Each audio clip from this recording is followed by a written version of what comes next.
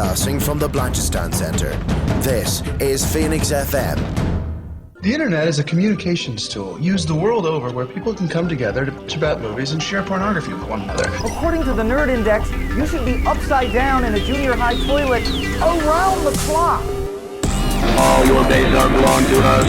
We'll do it live! Tide goes in, tide goes out. Never miscommunication. So this is my first video blog. It's over 9,000! My name is Foxy. The balls are inert. Objection! Do a barrel roll! Don't take me, bro! It's a trap! It's time to do! Okay, everybody, you're listening to Phoenix FM Near to No Basis. Thanks very much for joining me. I am not alone. I am joined by DCC Press Coordinator Olivia Fahy. How are things, Olivia? I'm good, man. How are you? Very, very good. Thanks for joining me this morning. It's great to have you back on the show. Oh, no problem. So we have coming very, very quickly down the pipeline, actually, the spring edition of DCC on March the 9th and 10th at the Convention Centre. This is something that kind of rolled out last year where we had, 2 editions of it, but massive response, very, very successful. Congratulations on the expansion. Oh, thanks very much. We were absolutely delighted. And this year we've changed the weekend for the spring edition. Last year it was Easter weekend, so it did a hell of a lot better than anyone sort of told us it was going to be. So we were really, really chuffed with that. And then hopefully now with it being just a little bit earlier in March, we should be able to keep everyone happy this year, I think. I'd say from being there at both of them, they were the busiest cons I've ever been at. And that's saying something. Even when I was over in London and stuff, people just really have seemed to hone in on this now as an event. And the crowds were huge, going from kids up to teenagers to adults like yourself and myself. It's great to see that it's super mainstream now. Is that the response that you guys have been getting? Yeah, it's been great to see. Even just from my own personal point of view, it's like I've always been a big fan of comics and geekdom and things like that myself. And to see just such a wide variety of people who've never even been to a Comic-Con before might come and then be like, oh, we're definitely going to come back to this one. We thought this was great. It's so fun to see now that the Comic-Con is cool. Yeah. Like it's not the thing to be teased about anymore, which is great. Yeah, no, definitely not. And particularly in Ireland as well, where it kind of took a little bit of time to get going. But now you have everything from people just going to it to buy a comic or to cosplay and stuff like that as well. It really is an event, a mainstream kind of thing that people can go to and have a great time. And you guys are the best at it. Oh shucks. No. You are now. I must say I wouldn't steer my listeners wrong. Well, after 7 years, I'd kind of hoped that we would be. That's true. But even the location in the convention centre now, it's nice and central, and it's although what's weird is when you're going to it and you see a couple of people in cosplay and you're like, this is kind of, you forget where you're going, and then you see them walk out of a spar or something and you're like, this is hilarious. We're on the Lewis in the morning when you're going in and you, you meet Spider-Man on the Lewis. Yeah, you're like, oh, there we go. But yeah, so not only have you added to this and made it a little bit earlier, but you've kind of expanded it out. So they're kind of tell the listeners maybe what's new, what can they expect this time around? Well, so last year, just what you mentioned there, that we've changed it up a little bit. So last year at this time, we did a lot more focus on anime, just because we knew that anime is a hugely popular area, but it wasn't really getting the attention that it deserves. We decided to dedicate the last spring edition, to anime, and then the little bits that sort of worked from that we've now incorporated into the main show in August. But then also we're bringing it back again now to the spring edition. Right. So we'll still have the cosplay village, and so if you have any accidents with your cosplays and your props and things like that, there's also the cosplay hospital and things like that there. So there'll still be a lot of those sort of aspects sort of incorporated in.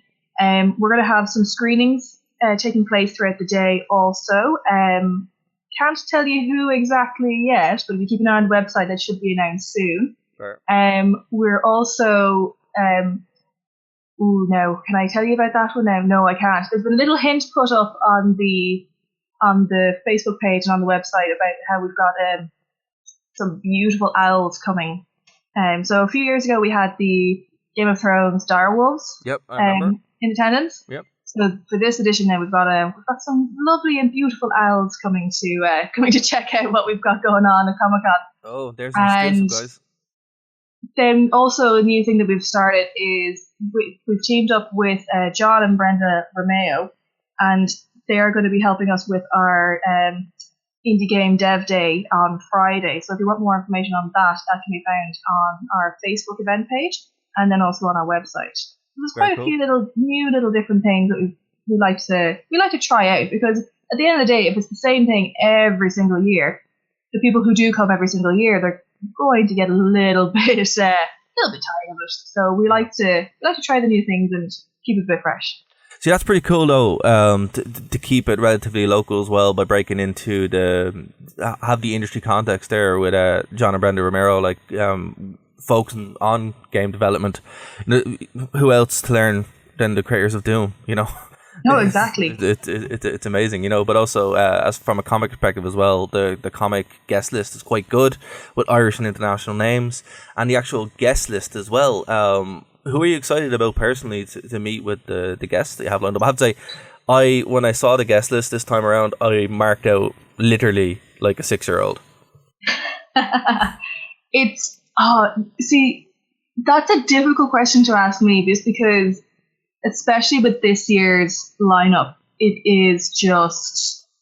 ticks so many boxes. Yeah. Like it's like you've got James Marsters from Buffy, you've got Kevin Sorbo from Hercules, you've got Jason David Frank, Power Rangers. Like those three shows were like really big in my childhood. Same. But then you've also got Jonathan Frakes from Star Trek, who I always thought was absolutely amazing. Doug Jones. I know him as Billy Butcherson from Hocus Pocus, which is one of my favorite films. So he was in that. That's crazy. Yeah. Yeah. He was. It's one of those films where you kind of like, of course, because he's always in all the prosthetics. You're never 100% sure like if it's him or not. But he's been in so much. And then like to top it all off, we've got Doug Cockle, who is of course in The Witcher. And it's just I think it's just such a great group that we've got this year. And then, as you know, we've got Pom Klemchiev will be back in August. She unfortunately starts press for Avengers Endgame, so we'll hopefully have her back now in August, which is great.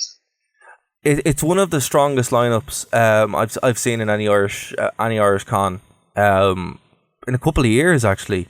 I would say like big heavy hitters, and even if I wasn't going beforehand, I would reading this definitely. I was like, no, you'd have to go. Personally, just to me, Jason David Frank, I have to. I'm a huge Power Rangers fan, obviously. James Masters, those guys alone, it's unreal. Fair play. That's something that I think is going to be very, very popular with the nerds and geeks of Dublin. So congratulations. Oh, thanks very much. And what's always great for us is that when we do get in touch with certain like performers and things like that majority of the time is we get an email back saying, oh yeah, one of your prior guests was actually telling us about that and they'd be quite interested because of their feedback. So it's always lovely for us to know that our guests are also like picking us up to their friends and things like that. So it's lovely. Oh, that's fantastic. And I would encourage everybody to go over and check the website DublinComicCon.com to kind of see more details and everything we're talking about. But not only that as well, there's also interactive sets, which you guys are famous for now. They seem to get better every year. Cosplay Village, panels. I'd say actually myself and Bryn, we overdid it with the panels last time around. We wanted to cover everything that we could, and there's so much to see, Olivia. Yeah. It really is an exhausting process. Do you have any kind of insight into any panels that are coming up, or will we have to wait?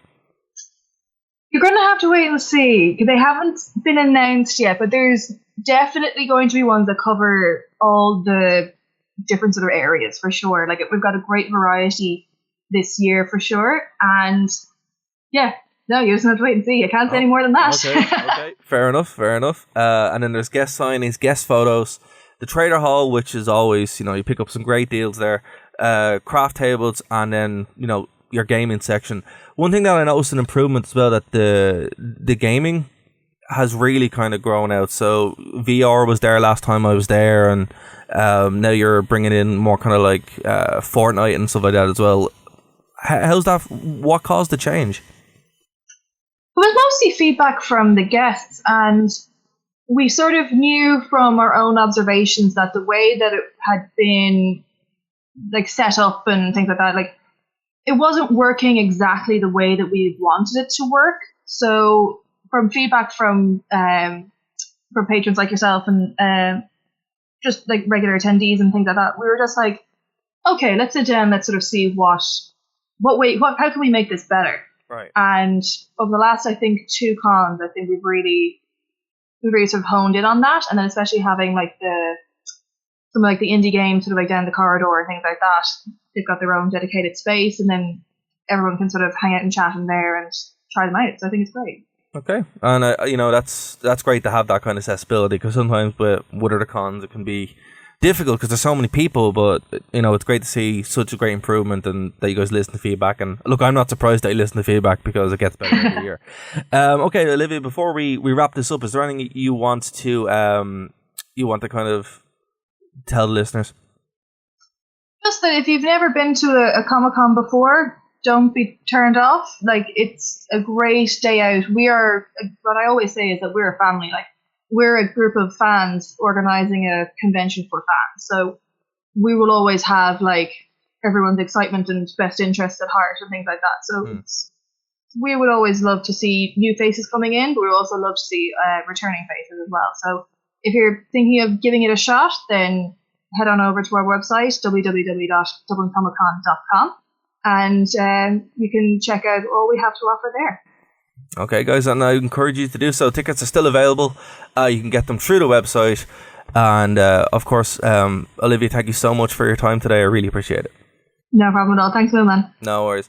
All right, guys, we'll be back after this short break here on Nerd to Know Basis on Phoenix 92.5 FM.